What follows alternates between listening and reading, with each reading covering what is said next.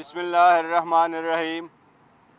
آج election commission میں پاکستان تحریک انصاف کا انٹرا پارٹی الیکشن کا کیس فکس تھا۔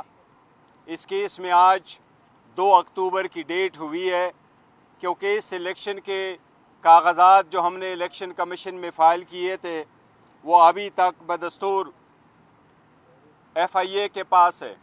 آج بھی ہم نے ریکویسٹ کی الیکشن کمیشن سے کہ لاسٹ ٹائم آپ کو ہم نے ایک درخواست گزاری تھی اور آپ سے یہ درخواست کی تھی کہ آپ FIA کو آرڈر کریں کہ ہمارے ڈاکومنٹیشن، وہ ویڈیوز، وہ ڈرامز، سب کچھ ہمیں واپس کر دے تاکہ ہم آپ کا اسسٹنس کر لیں۔ آپ نے اس درخواست میں آرڈر پہ یہ لکھا تھا کہ آپ خود اپروچ کریں FIA کو۔ میں نے کہا ہم اپروچ کر چکے ہیں، ہمیں امید ہے انشاءاللہ تعالی ہفتہ 10 دن میں ہمیں سارے ڈاکومنٹس مل جائیں گے۔ میں ایک بات واضح کروں، پاکستان تحریک انصاف پاکستان کے 175 پولیٹیکل پارٹی میں سے واحد پارٹی نے جس نے بہترین قسم کے انٹرا پارٹیز الیکشن کروائے تھے۔ وہ 4 صوبوں میں الیکشن منعقد ہوئے تھے، وہ الیکشن اسلام آباد میں بھی ہوئے تھے۔ اس میں چیئرمین، سیکرٹری جنرل اور ہمارے 4 صدوروں کا انتخاب ہوا تھا۔ اس سے ریلیٹڈ کسی نے اس پہ آبجیکشن نہیں کیا تھا۔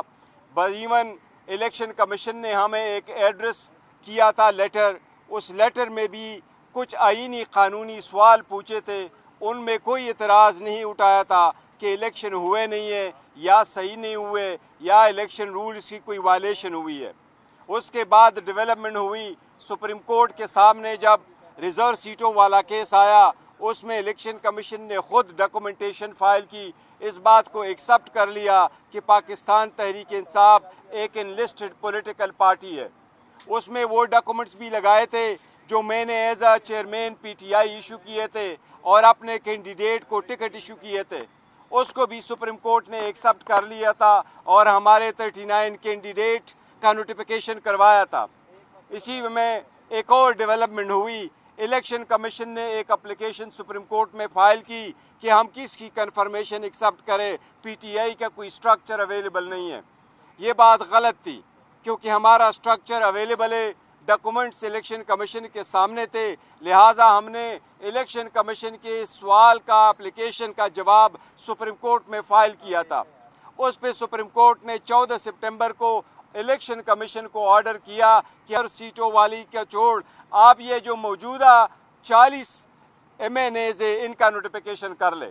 اب انشاءاللہ تعالیٰ 2 تاریخ کو ہے، ہمیں امید ہے انشاءاللہ تعالیٰ یہ میٹر اس مرتبہ سیٹل ہو جائے گا۔ سپریم کورٹ آلریڈی اس مسئلے کو حل کر چکی ہے، ہمیں امید ہے انشاءاللہ الیکشن کمیشن اس مرتبہ مزید روڑے نہیں اٹکائے گا اور انشاءاللہ ہمارے الیکشن کو ایکسپٹ کرے گا انشاءاللہ تعالیٰ۔ Any question? Thank you. گور صاحب یہ بتائیے گا کہ کل اطلاعات مل رہی تھی مولانا فضل الرحمان صاحب کو بھی انٹرا پارٹی الیکشن میں طلب کیا گیا ہے، کیا لگتا ہے حکومت ان کے اوپر پریشر ڈیولپ کرنا چاہتی ہے انٹرا پارٹی الیکشن کو جواز بنا کر؟